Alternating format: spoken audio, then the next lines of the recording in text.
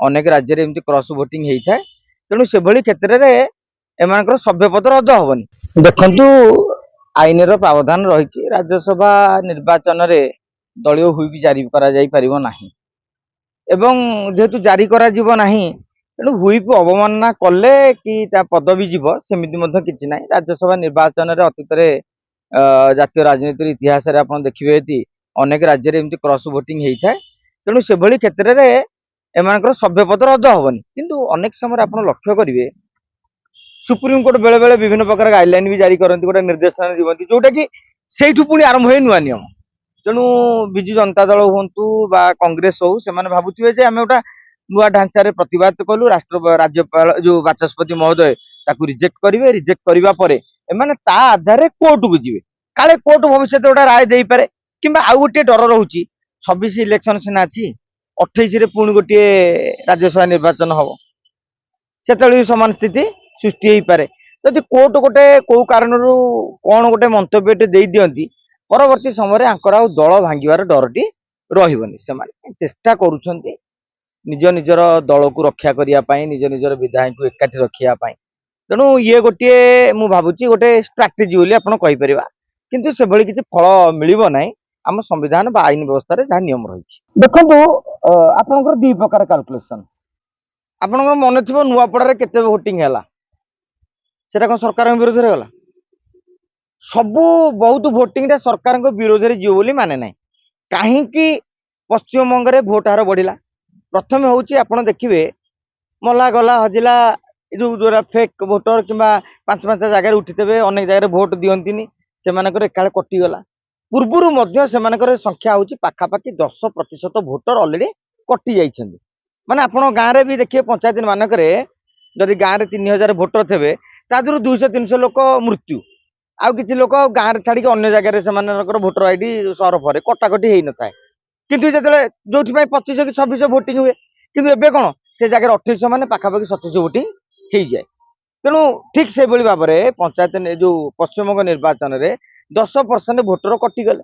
आगुरी 82% voting होता ये जो 10% पूरा कटिगले निरुता भोटर रहिले एवं आउ गोटे कथा लक्ष्य रखिए भारतीय जनता पार्टी आ वामपंथी मध्य गोटे जो भाजपा मध्य बीजेपी और टीएमसी मध्य गोटे जोरदार लड़ाई चली तेणु बीजेपी आ टीएमसी मध्य जो जोरदार लड़ाई चली से कौन कर प्रति बुथ रे जमी सबू लोक भोट देवाक जी खंडे खंडे भोट भी मूल्यवान तेणु से कौन कर भोटर को भिड़िकी नहीं बुथ भर को नौ तेणु से जो उद्यम फल जो ताने गोटे बुथ अंचल समस्त पूरा 100% 90% भोटिंग हो 10-15 जन किए छाड़देले आ बाकी समस्त भोट दान करने को जाऊँ तेणु मु कहबिनी गोटे एसआईआर पर सब भोट हार बढ़ी तेणु किसी गोटा नुआ कथा नुहे आउ रहा शासक दल सपक्ष जीव ना विपक्ष जीव ममता बानार्जी 15 वर्ष धरिकी सरकार रही आप जानते ये लगातार 10-15 सरकार रहिले गोटे आंटी इनकमेंसी हावाटी बहे एवं ममता बानार्जी आउ गोटे टेंशन कौन कांग्रेस वामपंथी जो मैंने विरोध कर भारतीय जनता पार्टी की सत कि पश्चिमबंग में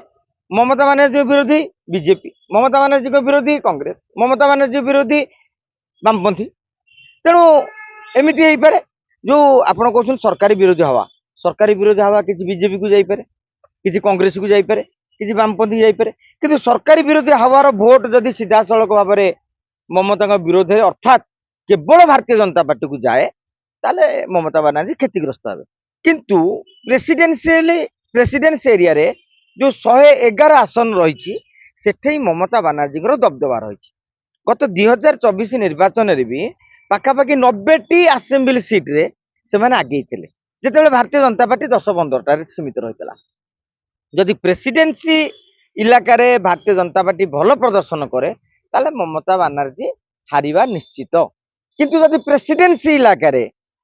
तृणमूल कांग्रेस व ममता बानार्जी पूर्व सफलता दोहराती सेंचुरी मारती ताले पुणी थे क्षमतार चौका माने 3 थर जीति आउ गोटे थर जीति क्षमतार चौका मारी पारे अमित शाह ओडिशा निर्वाचन में आप देखिए 2019 बेले कहला मिशन 120 पद्म आसुची फुटी फुटी से कहले अमित शाह आमर हो सारे आम जीति सारे किंतु फलाफल कौन से है ସେମାନେ କହନ୍ତି କଣ କି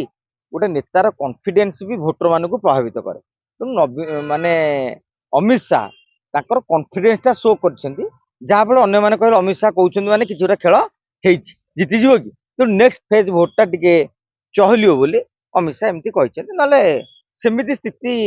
ନାହିଁ।